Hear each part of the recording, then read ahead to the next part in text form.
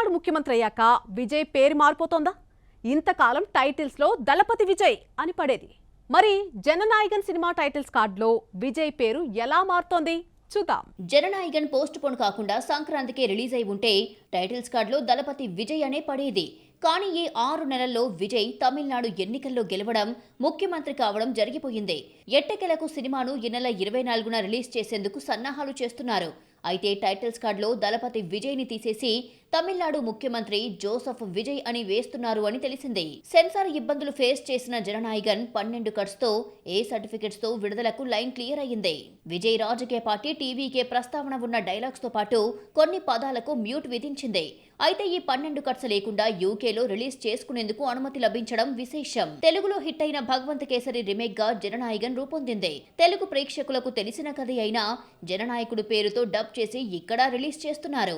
Kajal role ను Pooja Hegde, Sreeleela role ను మమితా బైజు పోషించింది.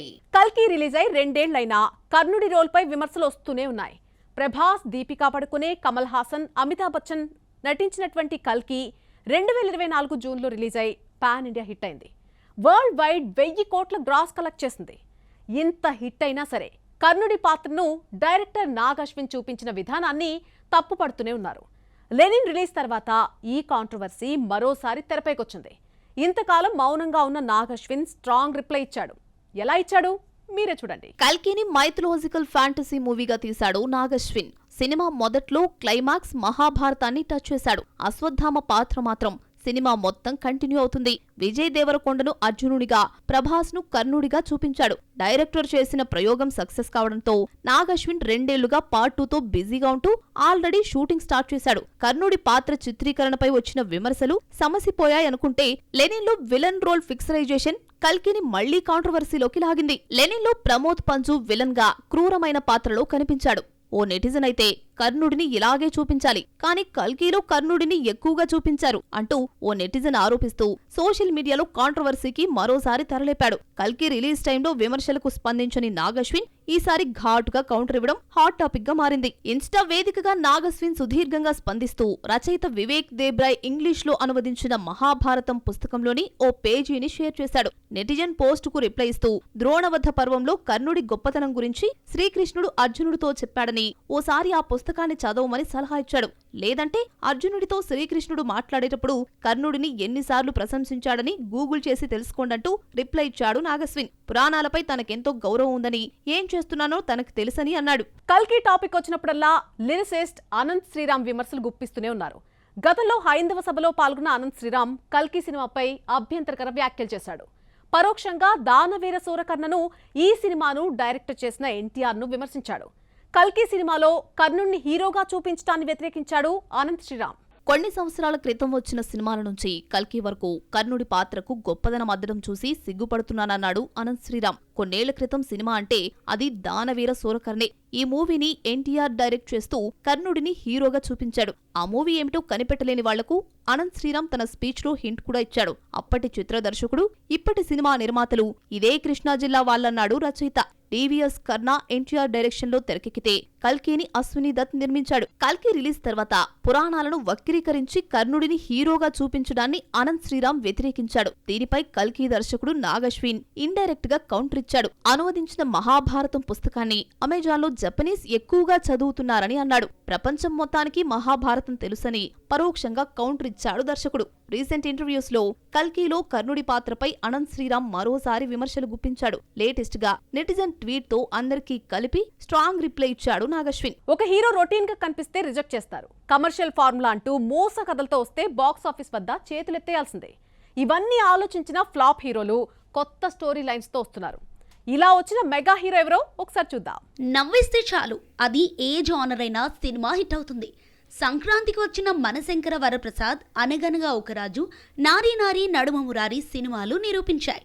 6 అడుగుల మాస్ కటౌట్ ఉన్న వరుణ్ తేజ్ వరుస ఫ్లాపుల్లోంచి బయటకు రాలేకపోతున్నాడు.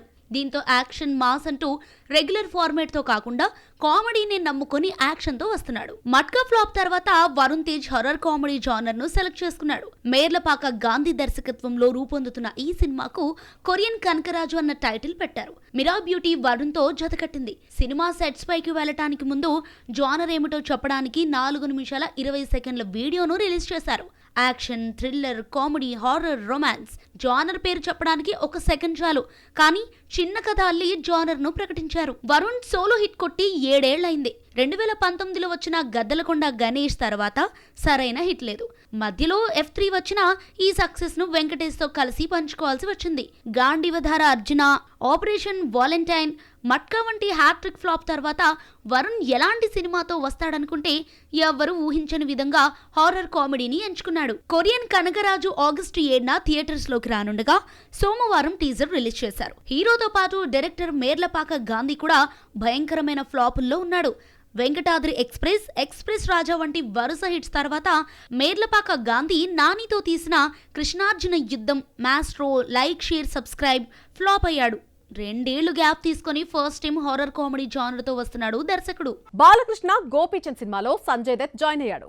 విలన్ గా నటిస్తున్నాడన్న వార్త బయటకు రాగానే నందమూరి ఫ్యాన్స్ లో భయం, ఆందోళన ఒక్కసారిగా మొదలైంది. ఏరి కోరి సంజయ్ దత్ ను ఎందుకు తీసుకున్నారు అంటూ చర్చ మొదలైంది. సినిమాలో సంజయ్ నటించడం ఫ్యాన్స్ కు ఎందుకు నచ్చడం లేదు చూద్దామా? KGF 2 హిట్ తర్వాత సంజయ్ దత్ బిజీ అయిపోయాడు. కల్నాయక్ సినిమాలో నెగటివ్ టచ్ ఇచ్చిన సంజయ్ హృతిక్ రోషన్ హీరోగా నటించిన అగ్నిపథ్లో ఫుల్ లెంగ్త్ విలన్ గా మెప్పించాడు. చాలా కాలం తర్వాత KGF 2లో పోషించిన విలన్ రోల్ సినిమాకు ప్లస్ అయింది. అధీరా పాత్రకు క్రేజ్ తీసుకురావటమే కాదు, మరిన్ని బంపర్ ఆఫర్స్ తీసుకొచ్చింది.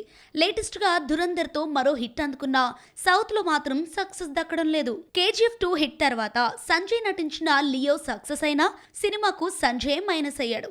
సంజయ్ క్యారెక్టర్ ఎంట్రీ తర్వాత బోర్ ఫీల్ అయ్యారు ఆడియన్స్. సంజయ్ నటించిన ప్రతి సినిమా హిట్ కావడంతో తెలుగు మేకర్ సైతం సంజయ్ కు ఆఫర్స్ ఇచ్చారు.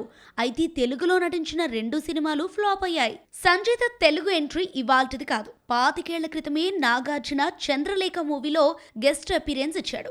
సెకండ్ ఇన్నింగ్స్ లో విలన్ గా ఫామ్ లోకి వచ్చాక తెలుగు ఆఫర్స్ రావటం మొదలైంది. పూరి రామ్ తో తీసిన డబుల్ స్మార్ట్ తో తెలుగులోకి రీ ఎంట్రీ ఇచ్చాడు. సంజయ్ దత్ తెలుగు ఇండస్ట్రీకి కలిసి రాలేదు. చంద్రలేఖ, డబుల్ స్మార్ట్ తర్వాత రాజాసాబ్ లో విలన్ గా ప్రాధాన్యం ఉన్న పాత్రలో కనిపించాడు. పాన్ ఇండియాగా రిలీజ్ అయిన రాజాసాబ్ భారీ నష్టాలు తీసుకొచ్చింది. సంజయ్ తెలుగులో నటించిన 3 సినిమాలు ఫ్లాప్ కావడంతో బాలయ్య సినిమాలో విలన్ గా నటిస్తున్నాడని తెలియడంతో ఫ్యాన్స్ భయపడుతున్నారు. సంజయ్ దత్ చాలా కాలం క్రితమే సినిమాలో విలన్ గా ఫిక్స్ అయ్యాడు. వారం క్రితమే బాలయ్యతో కలిసిన బసవతారకం క్యాన్సర్ హాస్పిటల్ ను సందర్శించాడు సంజు. సెకండ్ ఇన్నింగ్స్ లో సౌత్ లో వరుస హిట్స్ కొట్టిన సంజయ్ ఈ మధ్య కాలంలో వెనుకబడిపోయాడు. కన్నడలో నటించిన కేడీ ది డెవిల్ డిజాస్టర్ అయింది. ఈ సినిమా వచ్చిన సంగతే తెలీదు. ప్రస్తుతం బాలయ్య మూవీతో పాటు హిందీలో బాబ్, కల్నాయక్ రిటర్న్స్ లో నటిస్తున్నాడు. సంజయ్ దత్ NBK 111తో సౌత్ లో ఫామ్ లోకి వస్తాడేమో చూద్దాం. డబ్బింగ్ సినిమాలు తెలుగు కలెక్షన్లపై చాలా ఆశలు పెట్టుకున్నాయి. మలయాళం, తమిళంలో రూపొందిన 2 సినిమాలు గత శుక్రవారం రిలీజ్ అయితే తెలుగు ప్రేక్షకులు అస్సలు పట్టించుకోలేదు. సినిమాలు బాగున్నా మన వాళ్ళు చూడలేదా, లేదంటే బాగాలేదని రిజెక్ట్ చేశారా? పృథ్వీరాజ్ సుకుమారన్ను ఇంతకాలం మలయాళ హీరోగానే చూసిన తెలుగు ప్రేక్షకులు వారణాసిలో నటించడంతో ప్రస్తుతం క్రేజీ యాక్టర్గా చూస్తున్నారు. ఈ క్రేజ్ ను క్యాష్ చేసుకోవాలన్న ఆలోచనతో పృథ్వీ మలయాళంలో నటించిన ఐ నో బడీ మూవీని అదే పేరుతో తెలుగులో రిలీజ్ చేశారు. కానీ ఇలాంటి సినిమా ఒకటొచ్చిన సంగతే తెలియలేదు. Prithviraj Sukumaran national award winner Parvathy Thiruvothu జంటగా నటించిన ఈ సినిమాకు నిషం బషీర్ దర్శకుడు. కథను కొత్తగా రాసుకున్నా అది ఫస్ట్ హాఫ్ వరకే పరిమితమైంది. సెకండ్ హాఫ్ వచ్చేసరికి యాక్షన్ సీన్స్ ఎక్కువ పెట్టేసి సాగదీయడంతో ఆడియన్స్ బోర్ ఫీల్ అయ్యారు. తెలుగు వాళ్లకే కాదు, మలయాళీలకు కూడా ఐ నో బడీ నచ్చలేదు. పూర్ ఓపెనింగ్స్ తో భారీ నష్టాలొచ్చాయి.